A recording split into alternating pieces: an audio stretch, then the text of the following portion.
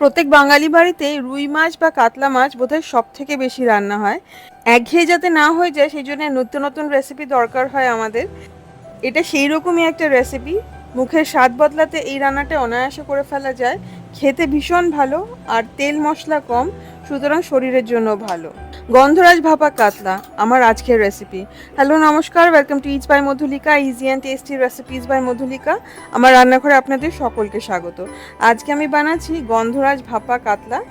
চলুন রান্নাটা শুরু করা যাক। নিয়ে নিয়েছি 450 গ্রাম কাতলা মাছ। পেটির টুকরো হলেই খুব ভালো হয়। 1 চা চামচ নুন মাখিয়ে প্রথমেই পেটিটাকে ম্যারিনেট করে রেখে দেবো 15 মিনিট।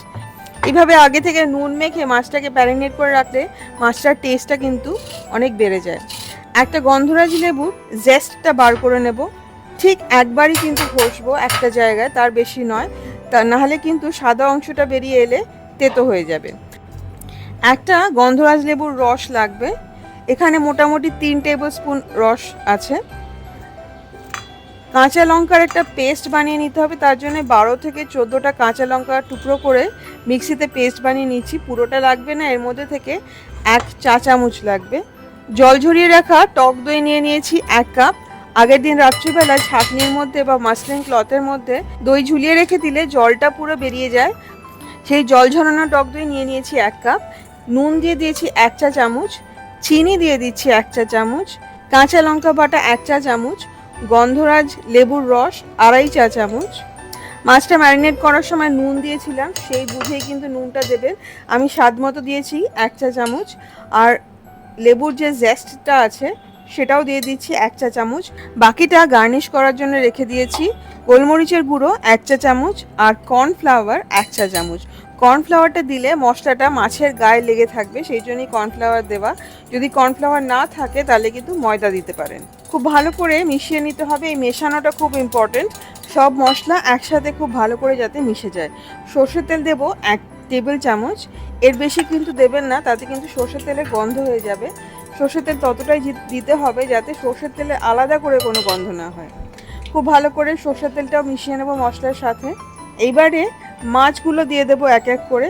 প্রত্যেকটা মাছের মধ্যে যাতে সমানভাবে মশলাটা লেগে যায়। গন্ধরাজ ভাপা কাতলা বানাতে হলে কিন্তু একদম ফ্রেশ মাছ লাগবে। যদি কখনো মনে হয় যে মাছটা অতটা ফ্রেশ নয়, সেই ক্ষেত্রে এই রান্নাটা না করাই ভালো। আর যেই মশলা আমরা ইউজ করছি সেটা গোলমরিচ হোক, কাঁচা লঙ্কা বাটা হোক, সঙ্গে সঙ্গে করে নিলে খুব ভালো হয়, তাহলে কিন্তু রান্নার টেস্টটা আরও ভালো আসে।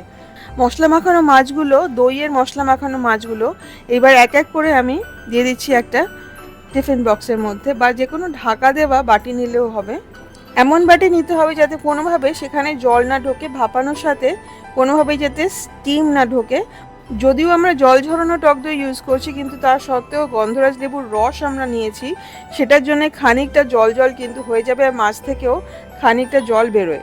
উপর দিয়ে দিয়ে দেবো কাঁচা পাকা লঙ্কা দিয়ে প্রথমে একটা অ্যালুমিনিয়াম ফয়েল দিয়ে ঢেকে নিচ্ছি, তারপরে ঢাকনাটা লাগাবো। এইভাবে করলে কিন্তু কোনোভাবেই আর আলাদা করে জল ঢুকবে না। এবার একটা কড়াইয়ের মধ্যে প্রথমে দিয়ে দেবো জল, তারপরে একটা স্ট্যান্ড দিয়ে তার উপরে টিফিন বক্সটা বসিয়ে দেবো।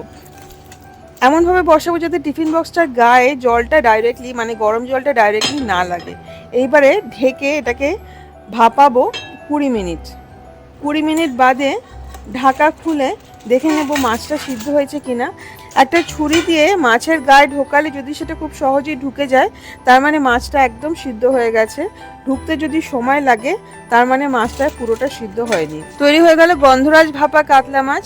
সার্ভ করবেন গরম ভাতের সাথে। গরম ভাতের সাথে এটা খেতে সব থেকে বেশি ভালো লাগে।